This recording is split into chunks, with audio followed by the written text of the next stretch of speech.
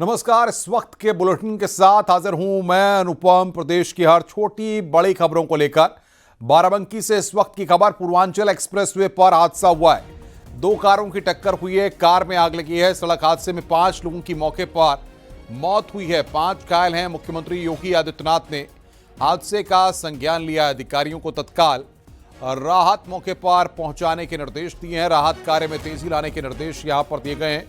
घायलों के समुचित उपचार के निर्देश दिए गए हैं। सुपेहा थाना के रतौली डीही का यह पूरा मामला है।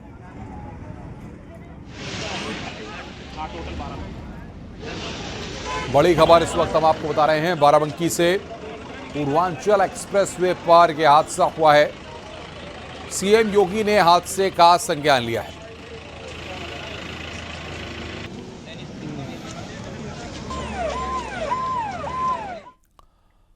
ललितपुर के तालबेहट क्षेत्र में सड़क हादसा हो गया। महिला टीचर से भरी मारुति वैन खड़े ट्रक में जा घुसी। इस दौरान एक महिला टीचर की मौत हो गई, जबकि 5 महिला टीचर गंभीर रूप से घायल हुई हैं। हादसे में प्राथमिक विद्यालय भंवरकली की टीचर आरती शर्मा की मौके पर ही दर्दनाक मौत हो गई। सभी घायलों को तत्काल उपचार के लिए झांसी मेडिकल कॉलेज रेफर किया गया है। वैन ड्राइवर हरि सिंह अंसारी की हालत भी गंभीर बनी हुई है। स्थानीय लोग और पुलिस टीम ने मिलकर घायलों को बाहर निकालकर अस्पताल पहुंचाया। घटना से क्षेत्र में शोक की लहर दौड़ गई है। पुलिस ने ट्रक ड्राइवर के खिलाफ कार्रवाई शुरू कर दी है।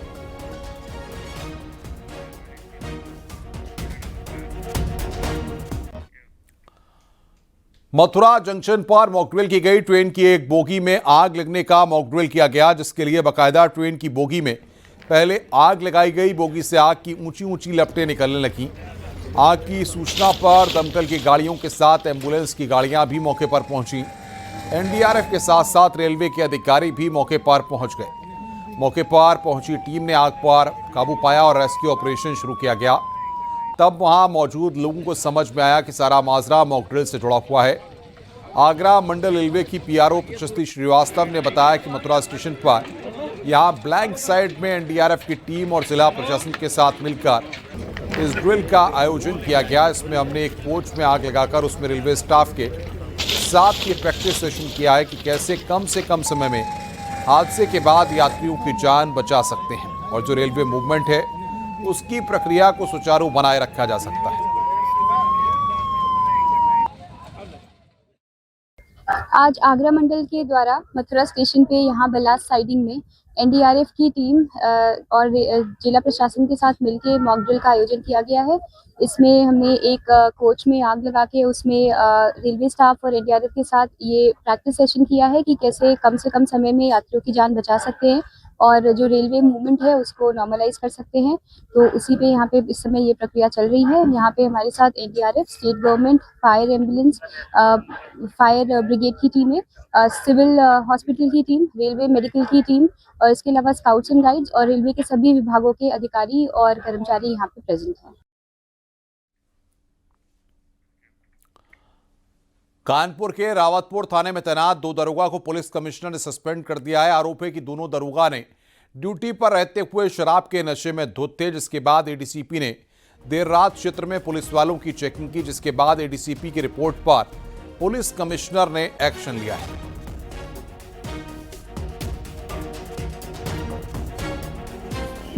थाना रावतपुर की गुरुदेव चौकी है, जिसमें एडीसीपी पश्चिमी द्वारा चेक किया गया था। तो वहां पर जो चौकी इंचार्ज हैं और उनके एक साथ एक इंस्पेक्टर और थे, दोनों लोग जो है ये शराब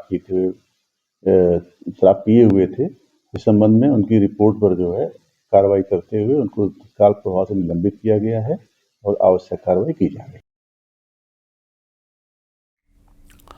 संभल में दबंगों ने एक दुकान में घुसकर दुकानदार की बुरी तरह पिटाई कर दी, जिसके बाद पुलिस ने 4 आरोपियों के खिलाफ केस दर्ज किया है। घटना राजपुरा की बताई जा रही है। आरोप के मुताबिक कई बदमाश दुकान के अंदर पहुंचे और दुकानदार को लात घूंसे और बेल्ट से पीटकर बुरी तरह घायल कर दिया। इसके अलावा दुकान में तोड़फोड़ भी की गई। फिलहाल पुलिस पूरे मामले की जांच कर रही है और आरोपियों की तलाश में जुट गई है।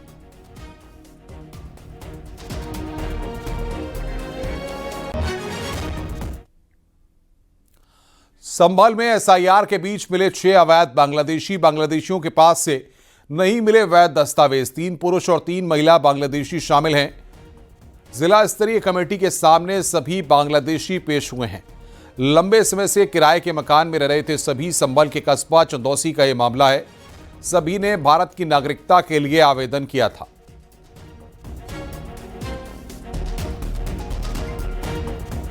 एसआईआर प्रक्रिया के बीच संभल में 6 बांग्लादेशी मिलने का मामला सामने आया है। पूरा मामला संभल के चंदौसी कस्बे का बताया जा रहा है, जहां पर 6 बांग्लादेशी आज जिला स्तरीय कमेटी के सामने भारत की नागरिकता लेने के लिए पेश हुए हैं, जिनके पास पूरे दस्तावेज नहीं बताए जा रहे हैं। हालांकि अधिकारी इस संबंध में कुछ भी कहने को तैयार नहीं है, मगर एसआईआर का असर इस बार दिखने लगा है, जहां 6 बांग्लादेशी मिले हैं। सुनील कुमार, न्यूज़ 18 संभल। जौनपुर में तेज रफ्तार का कहर सामने आया। बाइक सवार का अचानक बैलेंस बिगड़ा और वो सड़क पर जा गिरा। इस दौरान सामने से आ रही बोलेरो बाइक सवार से टकरा गई। गनीमत यह रही कि उसे गंभीर चोट नहीं आई। पूरी घटना सीसीटीवी में रिकॉर्ड हो गई। घटना बंधुआ बाजार में बाइक एजेंसी के सामने की है। वीडियो फुटेज में साफ दिख रहा है कि बाइक सवार ने हेलमेट भी नहीं पहना था, जो बड़ी लापरवाही मानी जा रही है। घटना मछली शहर जंगई मार्ग की है। तो सड़क पर गिरा बाइक सवार सकुशल है। यह तस्वीर इस वक्त हम आपको दिखा रहे हैं किस तरीके से यह पूरी घटना यहां पर सामने आई है। बैलेंस बिगड़ने से यहां पर बाइक गिरी है। तो बाइक सवार से टकराई है बोलेरो गाड़ी।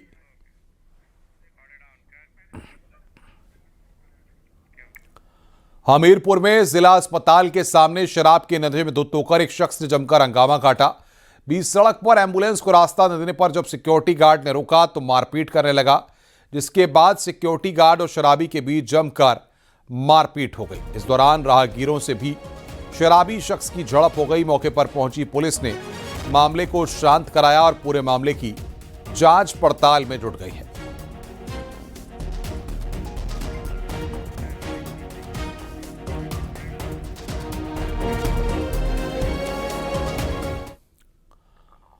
वाराणसी से खबर है। बैन कफ सिरप तस्करी से जुड़ी बड़ी खबर। शुभम जायसवाल ने 50 करोड़ रुपए ठिकाने लगाए।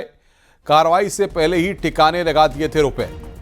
बैंक खातों से ठिकाने लगाए थे 50 करोड़ रुपए। 18 अक्टूबर की रेड के बाद ही हो गया था अलर्ट। 4 नवंबर को शुभम के खिलाफ दर्ज हुई थी एफआईआर दर्ज होने से पहले ही ठिकाने लगा दिए थे रुपए।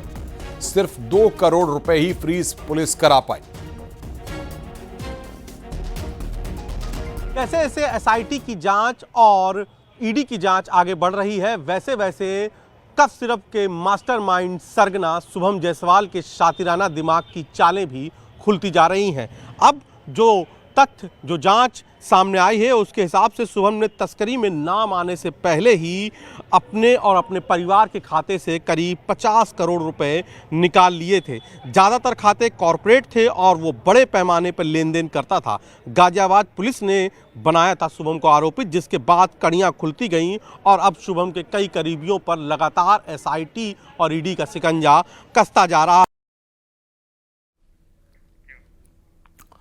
हापुड़ में गंगा एक्सप्रेसवे पर स्टंटबाजी के मामले तेजी से बढ़ रहे हैं। एक्सप्रेसवे पर दूल्हे के दोस्तों ने कारों के काफिले से स्टंट किए। तेज रफ्तार कार की छत पर खड़े होकर युवक ने स्टंट किया। ट्रैफिक नियमों की खुलेआम धज्जियां उड़ाई गईं। दूल्हा भी कारों के काफिले में मौजूद था। वीडियो थाना बहादुरगढ़ क्षेत्र का बताया जा रहा है।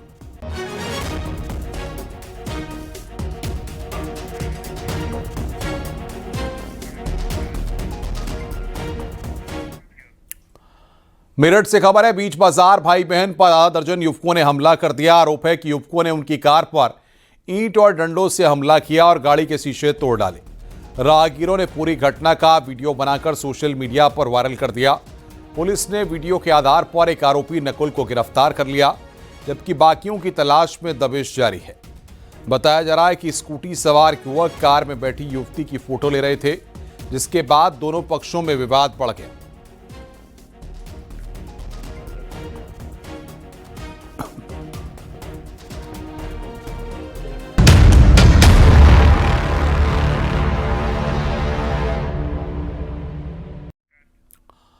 सुल्तानपुर से खबर, जहां पर न्यूज 18 की खबर का असर हुआ है। टोल के सीसीटीवी के गलत इस्तेमाल पर एक्शन हुआ है। ट्रैफिक मैनेजर शांग शेखर समेत 4 कर्मचारी बर्खास्त किए गए हैं। बर्खास्त कर्मचारियों के खिलाफ एफआईआर दर्ज की गई है। आरोपियों के घर पुलिस ने छापेमारी की है। आरोपियों की तलाश में पुलिस जुटी हुई है। टोल पर लगे सीसीटीवी कैमरे से कपल के वीडियो रिकॉर्ड कर देते थे। वीडियो वायरल करने की धमकी देकर वसूली करते थे आरोपी। तो बड़ी खबर यहां पर हम आपको बता रहे हैं, न्यूज़ 18 की खबर का बड़ा असर हुआ है। टोल के सीसीटीवी का गलत इस्तेमाल करने पर एक्शन हुआ है।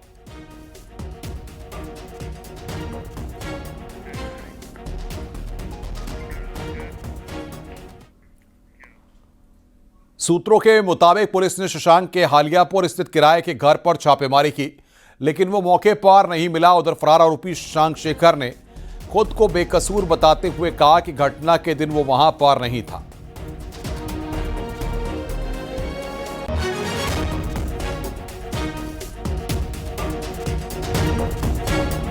उस समय तो हम ड्यूटी पे नहीं थे। वो जो घटना है वो उस टाइम पे हम ड्यूटी पे नहीं थे। ये घटना 3:30 बजे से लेके 3:45 से लेके लगभग 4:30 के बीच की है, जिस समय हम कंट्रोल रूम में थे ही नहीं, तो इसलिए हमें इसके बारे में पूरी जानकारी नहीं है। टोल प्लाजा क्या करते हैं आप वहाँ पे? मैं वहाँ पे ट्रैफिक मैनेजमेंट इंजीनियर के पद पे कार्यरत हूँ, जो कि कोई भी कैमरा खराब होता है तो उस कैमरे को बनाने का कार्य करता है।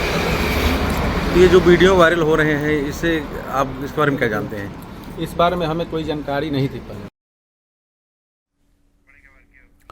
और बड़ी खबर इस वक्त आ रही है, breaking news. Haldwani Banbhoolpura case में सुनवाई टली। आज सुप्रीम कोर्ट में नहीं हुई सुनवाई। रेलवे की 30 हेक्टेयर जमीन पर अवैध कब्जे का मामला है। प्रकरण में आज नहीं आएगा फैसला, सुनवाई टली है। बड़ी खबर यहां पर हम आपको बता रहे हैं, हल्द्वानी वन फूलपुरा केस में सुनवाई यहां पर टली है। आज सुप्रीम कोर्ट में नहीं हुई सुनवाई। बड़ी खबर इस वक्त बता रहे हैं हम आपको, हल्द्वानी वन फूलपुरा केस में सुनवाई टली है। आज सुप्रीम कोर्ट में इस मसले पर सुनवाई नहीं हुई। अब फैसला बाद में आएगा। रेलवे की 30 हेक्टेयर जमीन पर अवैध कब्जे का यह पूरा मामला है।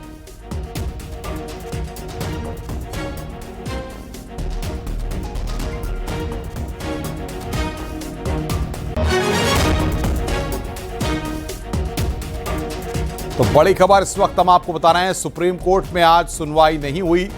वन फूलपुरा मामले में आज सुप्रीम कोर्ट में सुनवाई नहीं हुई है।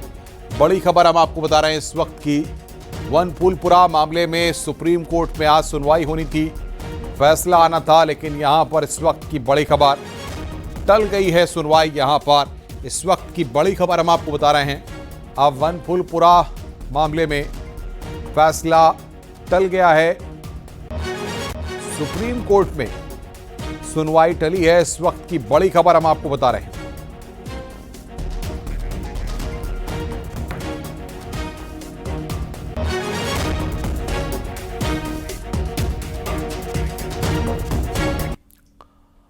आगे बढ़ते हैं। कथावाचक अनुद्धाचार्य महिलाओं पर अभद्र टिप्पणी के चलते मुश्किलों में घिर गए हैं। मथुरा की सीजेएम कोर्ट ने कथावाचक अनुद्धाचार्य के खिलाफ दायर याचिका पर परिवाद दर्ज किया है। अब इस मामले पर उन पर केस चलेगा। 1 जनवरी को अगली सुनवाई होगी और याचिकाकर्ता के बयान दर्ज होंगे। अक्टूबर में कथावाचक अनुद्धाचार्य का एक वीडियो सोशल मीडिया पर वायरल हुआ था। इसमें उन्होंने बेटियों पर टिप्पणी की थी। कोर्ट के फैसले के बाद मथुरा में अखिल भारत हिंदू महासभा के कार्यकर्ताओं ने कोर्ट परिसर के बाहर जश्न मनाया और एक दूसरे को मिठाई खिलाई। तो कथावाचक अनुद्धाचार्य पर एफआईआर दर्ज होगी, कोर्ट ने यहां पर इस मामले में कहा। ऐसे में अनुद्धाचार्य की मुश्किलें यहां पर बढ़ गई हैं। कोर्ट ने याचिका पर दर्ज किया परिवाद।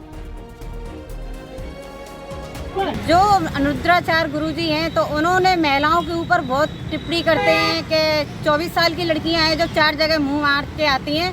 तो मैंने वृंदावन थाने में एक एप्लीकेशन तहरीर दी थी, उस पर कोई हमारी सुनवाई नहीं हुई। तो उसके बाद में हम मथुरा के कोर्ट में गए, मगर कोर्ट में हमारे वकील पूर्व आईपीएस अमिताभ ठाकुर को पुलिस ने गिरफ्तार कर लिया। जमीन प्लॉट आवंटन घोटाला मामले में एसआईटी ने अमिताभ ठाकुर को सीतापुर से गिरफ्तार किया है। अमिताभ ठाकुर पर अपने पद का गलत इस्तेमाल करने और फर्जी दस्तावेज बनाने का आरोप है। उन्होंने अपनी पत्नी नूतन ठाकुर के नाम औद्योगिक प्लॉट आवंटित कराया और बाद में मुनाफा कमाने के लिए उसे बेच दिया। अमिताभ ठाकुर को देवरिया कोर्ट में पेश किया जाएगा। 12 सितंबर को संजय शर्मा ने अमिताभ ठाकुर पर एफआईआर दर्ज कराई थी। इसके बाद एसआईटी ने पूरे मामले की जांच पड़ताल की। 12/9/2025 को संजय शर्मा, जो कि तालकटोरा निवासी हैं, उनके द्वारा थाना अध्यक्ष तालकटोरा को एक प्रार्थना पत्र दिया गया, जिसमें उन्होंने आरोप लगाया कि अमिताभ ठाकुर, जो कि पूर्व आईपीएस अधिकारी हैं, वो जब देवरिया में पुलिस अधीक्षक के पद पर तैनात थे तो उनके और उनकी पत्नी द्वारा अपने छद नाम का उपयोग करते हुए कोर्ट रचित दस्तावेज बनाकर और अपने प्रभाव का दुरुपयोग कर एक औद्योगिक प्लाट देवरिया में आवंटित कराया गया और जिसको विक्रय कर उससे लाभ लिया गया। इस प्रार्थना पत्र पर अभियोग पंजीकृत करते हुए एक उसकी निष्पक्ष विवेचना के लिए एक एसआईटी गठित की गई और उस एसआईटी ने आज साक्ष्य संकलन कर सबूतों के आधार पर सीतापुर महोली के पास से पूर्व आईपीएस अधिकारी अमिताभ ठाकुर को गिरफ्तार किया। बहराइच के हुजूरपुर ब्लॉक में दिव्यांगों के लिए स्कूल और हॉस्टल में भारी गड़बड़ी का मामला सामने आया है। 30 करोड़ की लागत से निर्माण हो रहा है। बहराइच जिले के मुख्य विकास अधिकारी मुकेश चंद्र ने मौके का निरीक्षण किया और काम करने वाली संस्था के कर्मचारियों को फटकार लगाई। आरोप है कि मानक के अनुसार सीमेंट और सरिया का इस्तेमाल नहीं किया जा रहा है। मामला चौभैया ग्राम सभा का है, जहां सरकार के निर्देश पर construction and design services CNDS करोड़ों की लागत से निर्माण करवा रही है, जिसमें बड़े पैमाने पर ठेकेदारों पर गड़बड़ी करने का आरोप लग रहा है। यहाँ से भी स्कूल बनके मंजूर होकर आया। सरकार की बहुत अच्छी मंशा थी। 3-4 जिलों में इसका स्कूल कहीं नहीं है। ये बनने आया तो यहाँ पर स्थानीय जनप्रतिनिधियों को सूचना दी गई, न विधायक को जानकारी, न सांसद जानकारी। ये लेन देन करके ऊपर से आए हैं और बिल्कुल जो होता है इनके मानक के विपरीत काम कर रहे हैं। किसी को कोई मतलब नहीं। अगर कोई यहाँ आता है पूछताछ करने के लिए तो उनको धमकाते हैं। इनकी सिक्योरिटी है वो धमकाते हैं, इनके ठेकेदार हैं, इनके जीआई हैं, धमकाते हैं। और इनका काम इतना गलत है कि अगर कोई भी शिकायत करेगा तो ये बताते हैं उठा ले जाएंगे यहाँ से। इसमें निरीक्षण किया गया है और उसमें संबंधित कार्यदायी संस्था साथ में थी और दिव्यांग कल्याण अधिकारी भी साथ में, उनके द्वारा विजिट किया गया है और इसमें टेक्निकल टीम भी थी। निरीक्षण करने पर जो वहां कमियां पाई हैं उनको निर्देश दिए गए हैं। उसमें कुछ खामियां हैं। अभी चूंकि शुरुआती स्तर है, अभी DPC लेवल पे इसमें काम चल रहा है और जिससे कि वहां पे शुरुआत से ही इसका निरीक्षण होता रहेगा, जिससे कि उसकी गुणवत्ता बनी रहे। गाजियाबाद में 11वीं मंजिल से लिफ्ट गिरकर सीधे बेसमेंट में पहुंच गई। लिफ्ट में सिर्फ अमित नाम का एक शख्स मौजूद था, जिनका पैर फ्रैक्चर हो गया। घटना बापूधाम थाना इलाके की है। राजनगर एक्सटेंशन की संचार एजेंसी में शख्स सुबह करीब 6 बजे ऑफिस जाने के लिए निकला था। लिफ्ट 11वीं मंजिल पर थी और बटन दबाते ही लिफ्ट तेज रफ्तार से नीचे आ गई। लिफ्ट में सवार शख्स के पैर की हड्डी टूट गई। लिफ्ट खोलकर करीब 50 मिनट तक उसे बाहर निकाला गया। चश्मदीदों के मुताबिक लिफ्ट में पहले हल्का झटका लगा, फिर वायर की तेज आवाज सुनाई दी।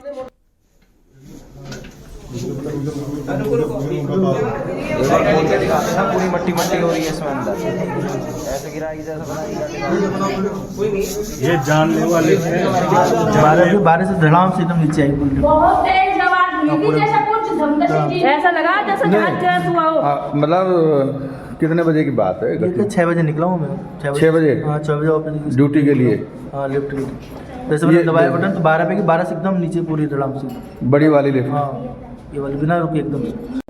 दिल्ली NCR सहित गाजियाबाद में लगातार लिफ्ट गिरने के हादसे सामने आ रहे हैं। अब हम बात कर रहे हैं गाजियाबाद के मधुबन बापू थाना क्षेत्र के संचार रेजिडेंसी में। तस्वीरों में आप देख सकते हैं ये वही लिफ्ट है जो 11वें फ्लोर से नीचे की तरफ आई। 11वें फ्लोर से एक व्यक्ति अपने किसी आवश्यक कार्य हेतु वह जा रहे थे। वे 11वें फ्लोर से सवार होते हैं नीचे जाने के लिए। अचानक ही ये लिफ्ट ऊपर चली जाती है, जिसके बाद तेज आवाज होती है और आसपास के जो लोग हैं रहने वाले रेजिडेंसी के, वे पहुंचते हैं। उन्हें कड़ी मशक्कत के बाद इस लिफ्ट से निकालते हैं और बताया जा रहा है कि उनके पैर में फ्रैक्चर आ गया है। बहुत दुख के साथ कहना पड़ रहा है कि सोसाइटी में पैसे तो जा रही है, लेकिन मेंटेनेंस के नाम पर जीरो हो रहा है।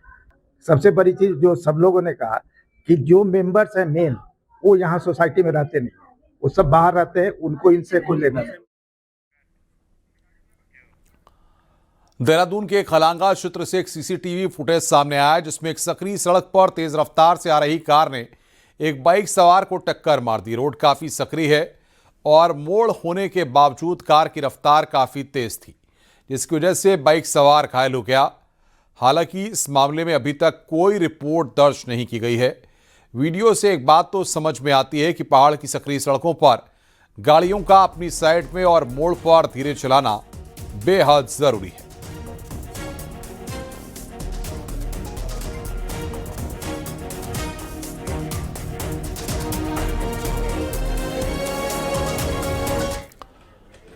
ग्रेटर नोएडा में कुछ लोगों ने डिलीवरी बॉय से जमकर मारपीट की। बाइक हटाने को लेकर विवाद के बाद 6 युवकों ने उसे सड़क पर गिरा कर पीटा। सूरजपुर थाना क्षेत्र की यह घटना है। इस मारपीट का वीडियो सामने आया है। पुलिस मामले की जांच पड़ताल में जुटी हुई है।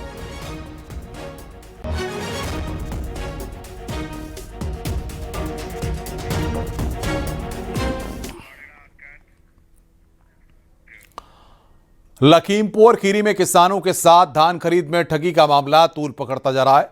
मोहम्मदी कोतवाली क्षेत्र में आड़त चलाने वाले व्यापारी पर करीब 70 किसानों से लगभग 1 करोड़ रुपए की धान खरीदकर फरार होने का आरोप है। पुलिस की ओर से कार्रवाई नहीं करने से नाराज किसानों का गुस्सा फूट पड़ा और सैकड़ों किसान सीधे एसपी कार्यालय जा पहुंचे। किसानों के समर्थन में गोला गोकर्णनाथ के विधायक अमन गिरी भी पहुंचे और पीड़ितों को इंसाफ दिलाने की मांग की। साहब ने भी आश्वासन दिया है, क्या लगता है, एक बार और आश्वासन मिल चुका, फिर आश्वासन आज 2-3 बार मिला है। अब आप साहब कह रहे हैं कि हम जो है इसको 2-3 दिन के अंदर पता है। हाँ, तो विधायक जी भी आपके साथ में, पहले के विधायक जी अगर विधायक जी अगर कभी गिरफ्तारी हो कोई कार्रवाई नहीं है, कुछ वो लोकेशन बदल रहा था बार, तो इस वजह से पुलिस को शर्मा दे रहा था। हालांकि साहब ने कहा है कि हमारे सूचना हमारे अधिकारियों को जो हमारी नीचे लगी है बहुत जल्द। कितने दिन हो गए FIR दर्ज? लगभग 20-22 दिन हो गए। हमारे मध्यापुर परगने में हमारे विधानसभा के अंतर्गत हमारे काश्तकारों के साथ एक व्यक्ति ने धान खरीद के प्रकरण में उनके साथ फ्रॉड करा था। उसी प्रकरण को लेके हम सब लोग एसपी साहब के पास आए थे कि उसमें क्या प्रगति है और उस प्रगति को तेज़ कराने की जितनी प्रगति हुई है उसको और भी आगे तेज़ बढ़ाने के लिए, और हम सब लोग को पूरा आश्वासन एसपी साहब